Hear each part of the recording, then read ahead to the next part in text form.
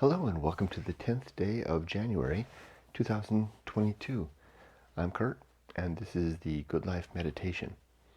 This is something that I do each and every day, first thing in the morning, to remember my objectives and principles and to think about how I did yesterday applying these in my life and to plan for the coming day, to basically look for anything that might be a challenge for me in the upcoming day and be better prepared for it. Let's begin. Hi. The dogs are up. First, yesterday. Yesterday was a Sunday, and as such, we were normally to have that day off, not to do anything. We usually use Saturday for our day of cleaning, but we got a message from our old apartment complex, an automated message that a package had been delivered to their automated package dispensing system, which meant that we needed to make a trip. So as long as we were going down to Irvine, we decided we would make a day of it, and we decided to go by IKEA in Covina, which is a bit out of the way, but it all worked out nicely. And then we had a lunch at our favorite soba place in the United States, Tanakaya in Tustin, where Emily used to work, followed by shopping at the Japanese supermarket called Tokyo Central. Yeah, I think that's in actually Costa Mesa. Hold on, I'm gonna sneeze. I think this dry, the desert air is so dry out here. Takes me a little bit to adjust. So Yumiko and I did that. We had completed our cleanup on our house cleaning on Saturday, so we were all ready to go early in the morning. I took the dogs for a good walk. Yumiko made a really good breakfast, and then we were off. We had a nice drive to, yesterday was just great. Everything just, it was a picture perfect day. There was very little traffic on the highway, given it was a Sunday, but still, even here in LA, even on the weekends, it's crowded. IKEA, there was nobody, next to nobody at IKEA. We came right in. We didn't even have to go through the display section. We just went right to the warehouse. Yumiko knew exactly what she wanted, a set of bookcases for she and Emily to share.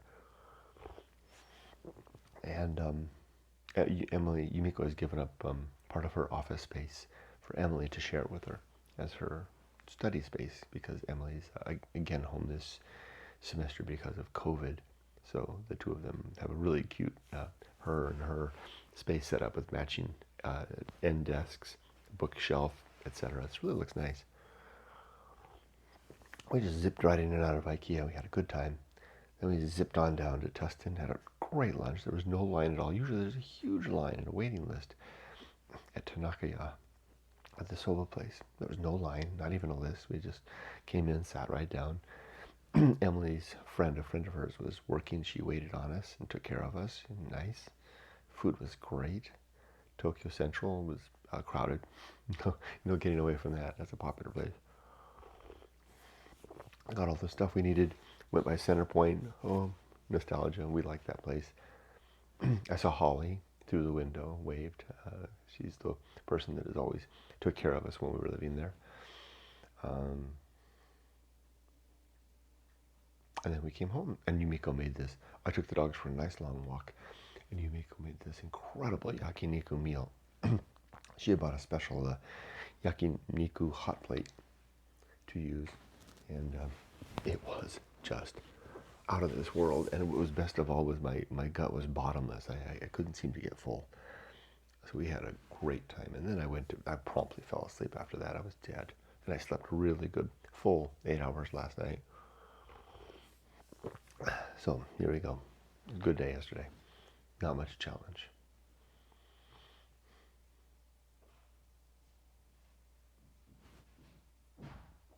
The Good Life Meditation. I can hear Emily moving around. 7 objectives. The first of these is to be always ready to die. Second is to make good and effective use of time. 3 is to develop and maintain good, there goes Ollie, Rudy, he's my little protector. Good and effective use of time. The development and maintenance of good and sound life principles. 4, the cultivation of good emotional reactions. 5, Emily was up late last night. She yesterday they debuted the new season of Attack on Titan. So she told me that she was having a watch party with all of her friends last night. So she has her own like little office downstairs. It's actually not a guest room, but she uses that as her for her computer space. So I guess she was up all night. Wow.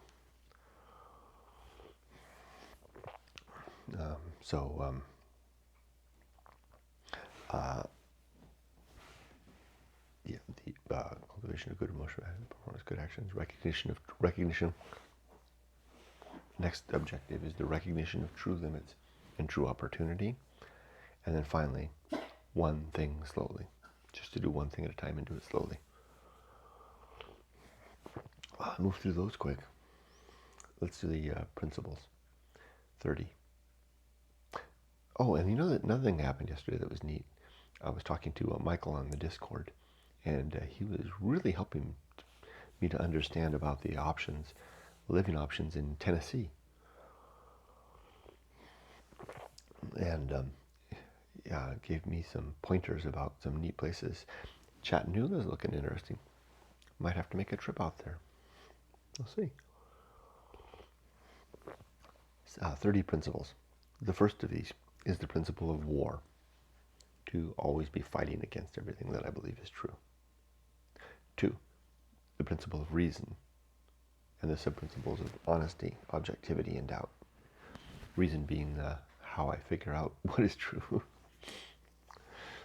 3, the homunculus, the concept of a little mortal, a little man living inside my head, living and dying with me. It's a substitute for a soul, because I don't think we have a soul, and I don't think there's any afterlife. So the homunculus reminds me to be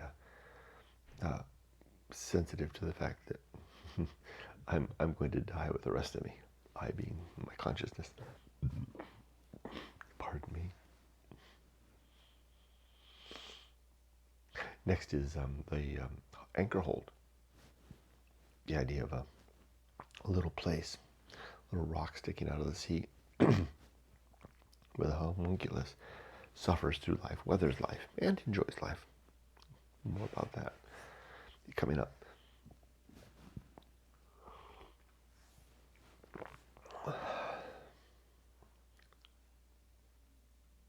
And is truly alone on that rock. Next is the home of good and evil. The idea that right and wrong are nothing more than, or little more than, opinions that we hold inside our head, that we develop and hold in our heads, and maybe reach some consensus with others, but ultimately are nothing more than our own ideas.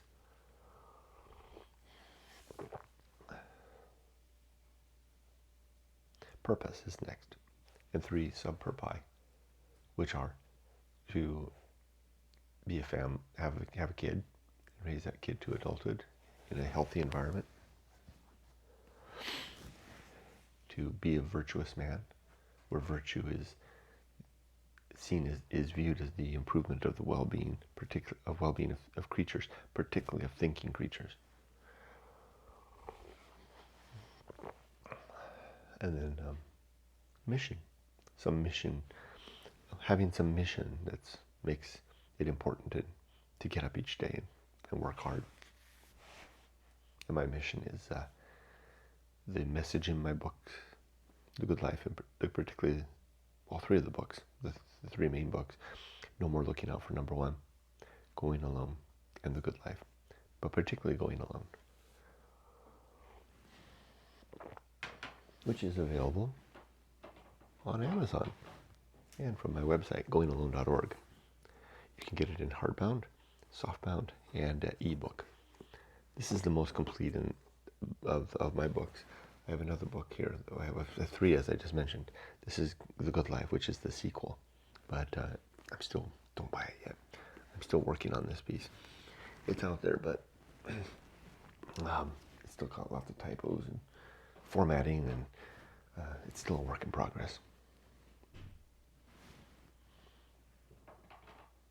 The next principle is the atomic principle. Everything is made of bits and pieces, flowing and changing and forever transforming, including you and me. And then is the principle of nature. Everything has some particular nature. It's good to recognize what that nature is and abide that. It's the nature of a Monday, which is what today is, to be a bit of a challenge to the working man and woman. And I recognize that, and I accept that nature and take it on. Next is the pirate ride. The tentatively held position that free will is an illusion. Then comes, after the pirate ride, maturity, with its sub-principles of wisdom and fortitude. We are mature when we are wise and strong.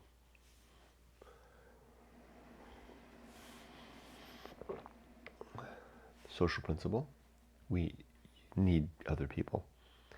We can go alone, but we won't go alone well for very long. It's good to find people in our lives, especially people we can commit to for the long haul. Then comes the principle of public speaking. The idea to be very careful with our words, to use few words, carefully chosen words, deliberate words, words that other people understand, and to never ever gossip.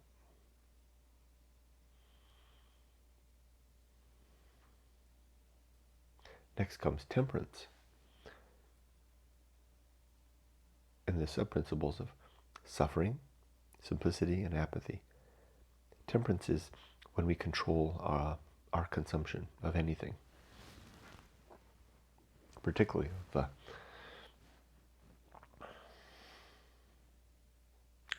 what? Particularly of everything. And we suffer a little bit when we deny ourselves what we want, when we want to have excess. And a simple life is a temperate life. And apathy is our ability to see the virtue in recognizing what is not within our control and temper our desire to consume it nonetheless. Our vain longing for what we cannot or should not or may not have. Next comes the horror show. Life is sadly a real horror show. There's just terrible stuff going on all the time, all around us. It's important to remember that. But it's also important to not let that overwhelm us and cause us to drown in a sea of despair or a void of nihilism, which it's possible to do both. That's partially why on this book I have the cover, The Good Life, which is the sequel to Going Alone. It's important that I point that out because Going Alone talks about encountering this thing I call the great indifference, the emptiness of the universe. In this book, this is emerging from that. That's why this is a painting. This is a painting of me emerging from the desert, trying to lift myself from the atmosphere of deep emptiness. And I'm having a tough time, that experience of going alone really sent me for a loop. Apprehending a universe without God, and then reconciling that in life is no small thing. So the horror show is that acknowledgement that not only is the universe apparently doesn't care about us, not only does it not care about us, but there's really bad stuff going on. The next principle is that is called that which must be borne, carried, and that's a lot of it is the stuff, the fact of the horror show, but it also relates to the stuff that we have to do. as human beings, and particularly as responsible adults, to earn and keep our place, to raise our children, and to help build the better state, the better world, the better city, the better life. Keep our hand on the tiller. After that comes distraction, the principle of distraction. We spend our lives distracting ourselves with all kinds of stuff. Work and play and hobbies, newly released seasons of anime, brimming full cups of coffee, whatever. So that we don't have to see what is the next principle, which is the great indifference. That's why we distract ourselves. We don't want to be faced. We don't want to be alone with the quiet. That can be overwhelming, scary, formidable.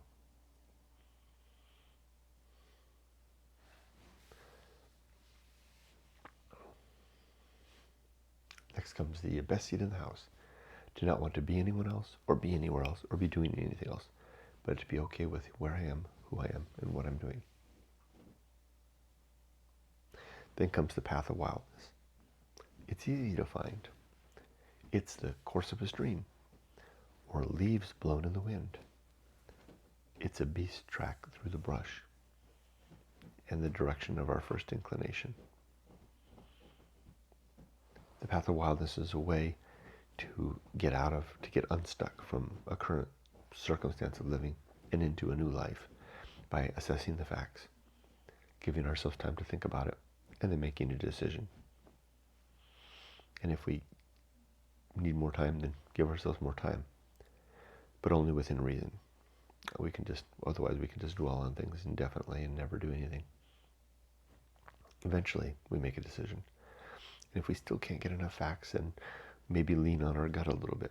What was our first inclination in this matter? And then go with that, with no guarantees. Good luck. At least you're moving forward, right? At least we're moving forward. The risk of avoiding risk. Life has the surface level risks: school, job, spouse, kids, home, retirement, etc. And then the deep level risks. The risk of not having a chance to develop ourselves and do something with our lives that is uniquely ours. I recommend attending to both risks, especially if you're compelled towards the deeper one. Some people don't seem to be, but if you are, then attend to that. If you're young enough, then I recommend doing the deep level stuff when you're young, in your decade of your 20s, as part of an after college, and then when you return to us in your 30s, you can carry on with the surface level stuff. You'll be a bit behind your peers, but all the stories you can tell, and those stories are worthwhile. The next principle is called sin and damnation. The sins in my life are credulity, which is an over-eagerness to believe. I think I'm going to add that back in. Falsity, which is the quality of being false, telling lies.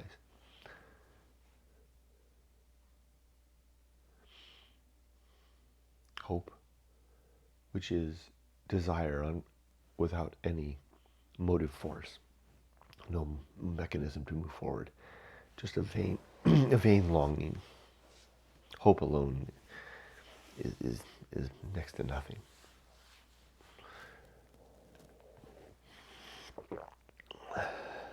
It's wishing for Prince Charming to come and make it all right. Faith, which is a category of belief where the very act of believing is offered as the evidence that what we believe is true. And I hope that the nonsense of that is apparent. Certainly is clear to me. There's no evidence in that at all. It's just a shortcut to get us to where we want to believe without doing the hard work.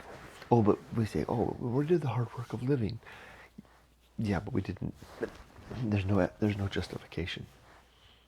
The hard work of suffering or of struggling is one thing. The actual reason for the position that we take is quite another thing. The justification for it is if we really care about having good reasons. Okay, after that comes Dogma and Authority, which are believing things because they're written down or because someone with a fancy title or a big hat says it's true. And then gossip and superstition. Engaging in any of these sins puts us in a place of damnation in the here and now. Damnation because we are possibly living under false pretenses, believing false things. Maybe we're right, but we'd have no good reason to think so. We may be damned, but only damned as long as we're alive, because there is no living after death. And that is the next principle. Complete oblivion. After we're dead, there's nothing left. We wink out like the music stopping. Where did the music go? It's just no more. So we better attend to our relationships now. Get on good terms with the people in our lives. Get together with them if we want to see them in person while we have a chance. And seek after justice. Well, justice is still a thing in the world of the living. There is no justice in death.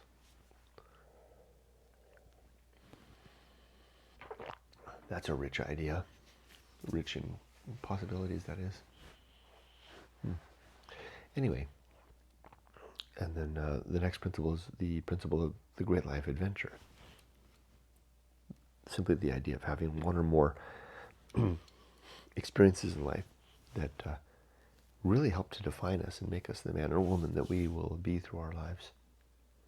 That really give us that satisfaction when we're old and we're scared and timid and weak and tired and in pain, to say, oh yes, but I once did.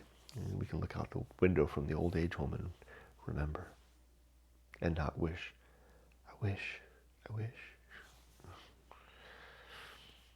The season of philosophy is the next principle. And that is a time of life to record what we've learned along the way, to get it down to share with others, particularly our family, our friends, and anyone who might be interested. The thing is, we can't wait. Once the words start to come to us, we have to write them down. At whatever age and whatever circumstance, gotta write them down. They'll be gone literally in minutes. The muse is quite fleeting. The bullseye aim is next. Life is like we shoot for stuff like, throwing darts at a bullseye. Mostly missing the bullseye. Every now and then we get it, but mostly we're just close. Sometimes not even that. The uphill climb. Life is like climbing a mountain. Upward we go. Every step is labored and tough, and we get calluses and weak, and our feet hurt. And boy, isn't it cold. And other mountain lions up here. But the higher we get, the more expansive the view. Look at those far hills off in the distance. I wonder what's there. I never saw that lake before. Wow, and I can't wait to see the sunset from up here. Trudge, until we can trudge no more. And now comes arena and utility. Life is an arena for the execution of our principles in the pursuit of good living. nothing is enough. More and more, I get by with less and less. And then finally, the principle of fun. A suggestion that we should enjoy life. To that end, I was watching a video of Tikio Sam, another Japan YouTuber. Yesterday he was talking about he was going to take a little break at the start of 2022 here in January, and then come back. He was with a new type of videos for his main channel, and he would be moving his what he calls rants to his other channel, his ADV Japan channel. In that, he just touched on a topic that really caused me to open my eyes. He was talking particularly about a friend that was complaining that he was having a tough time in Japan making friends, particularly female friends. And Sam was pointing out that, and by the way, just so you know, I'm not in the market for female friends. I'm quite happily married, thank you. But and that's not why I watch Sam. Sam's not necessarily that kind of guy. Sam's just a really interesting guy. But it just happened to be the topic that he was talking about. And Sam pointed out something really interesting. He pointed out that to this guy, he was trying to give some advice about making friends, and particularly female friends, in Japan. And he mentioned about, he used the term black pill, which is, I think what he means by that is the kind of the pill of, the dark pill of nihilism, being a kind of a bummer kind of a person, a half full, half empty type of person, etc., etc. And that people tend to not want to be around those types of people, particularly women can be turned off by that. Now, I think Sam's right. There's some groups that are kind of into that. That's the theme of their collective groupship. Groupship isn't a word. Their collective membership, right? They're like maybe kind of like a goth type of a thing. But in general, Sam's right. That type of attitude doesn't go very far socially. And the reason I'm bringing this up is that was kind of an eye-opener for me. In this book, I talk about going alone into the deep wilderness, encountering the great indifference, and realizing that there is no God, that we are alone, and life is finite, and none of it really matters, which is the dark pill, right? And that can really do the job. That was the purpose of this book. There's one chapter in this book near the end. It's called The Good Life, where I basically say, well, because most of this book is about the experience of becoming a nihilist, except at the end of the last chapter, The Good Life, I say, well, okay, if that's the case, then I got to do something about this. I don't want to live my life just in a dark funk over the fact that the universe doesn't give a damn. What am I going to do about that? And I therefore developed the Good Life Creed, my 7 objectives and 30 principles, as a response to that. That's my attempt to emerge from the desert. And that's why this book, the cover, shows me walking out of the desert. I'm trying to get away from that. But what Sam's comment did was it pointed out to me that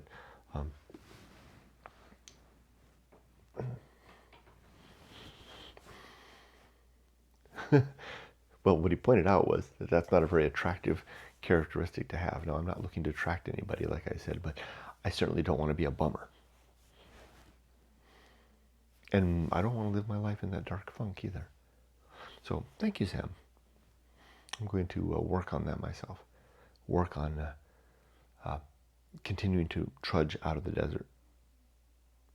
You can see, I don't know if you can pick it up, but if you look really closely at this is a painting. Emily actually painted it in such a way that you can see the desert through me. It's almost like I'm invisible, like I'm see-through. I kind of became a part of that emptiness. I've got to regain regain my substance. I've got to become a whole man again, and emerge from the desert, swallow, and maybe digest the black pill, and move on from there. Thank you, Sam, for that. So with that, I'm really glad, and good luck, Sam, with your new endeavors on YouTube and elsewhere. So with that, let's talk about the coming day. It's a Monday. I have one meeting in the afternoon. My goal is to work on my training manual that I've been developing. I'm 2 chapters complete, although I'm going to add an objectives and a summary section to both of those 2 chapters. I'll do that first thing in the morning. I want to have that a good training format. Have that for all the chapters. The 3rd chapter is going to be the a big one, so I'm going to work on that. I'm planning to work on that all day today. Work on that 3rd chapter. If I can finish that, that'll be in good shape. I also want to work on the training plan as well, because I need to have a wait. Well, no, I need to hold off on that. I need to find out if we need to give licenses to the people that are not the project managers, in which case that will adjust how we're going to train that group. And that's it. That's my day. Thank you for joining me today. I wish you all the best. Be safe, but not too safe.